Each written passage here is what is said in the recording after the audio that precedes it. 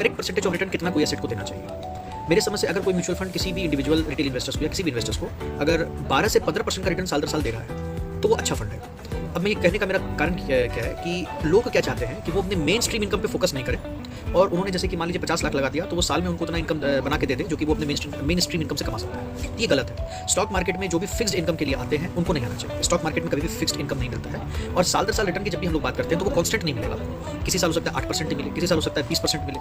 तो आपको उस तरीके से देखना पड़ेगा। जो म्यूचुअल फंड्स 12 से 15% का रिटर्न आपको साल दर साल बना के दे रहे हैं तो वो one of the best mutual funds हैं। हो सकता है शॉर्ट टर्म में कोई म्यूचुअल फंड आपको 20%, 25%, 40% का रिटर्न बना के दे दे, ऐसा भी पॉसिबल है। पर ये आपको भूलना नहीं है कि ओवर द लॉन्ग रन में, यानी कि 10 साल 20 साल के लंबे टेन्योर में आपको कोई भी अच्छा म्यूचुअल फंड 15% का CAGR अगर एवरेज में देता है तो मेरे ख्याल से अच्छा, इससे ज़्यादा तो देता है तो वो ऑब्वियसली आउट परफॉर्म कर रहे हैं। और जो बहुत पुराने म्यूचुअल फंड्स चले आ रहे हैं जिन्होंने 20% का 18% का कैगर मेंटेन किया है, साल 10 साल का रिटर्न दिया है, तो जरूरी नहीं है कि वो आगे भी देगा। ये भी पॉसिबिलिटी है कि आगे चल के उसका फंड मैनेजर बदल जाए, कोई नया फंड मैनेजर आए तो वो अपने हिसाब से करे, उसकी स्ट्रेटेजी अलग हो, तो हो सकता है कि फंड का रिटर्न और बढ़ भी सकता है, फंड का रिटर्न और घट भी सकता है। प्लस ये डिपेंड करता है जिस कंट्री में म्यूचुअल फंड है उस कंट्री में उन स्टॉक्स की क्या डिमांड एंड सप्लाई है।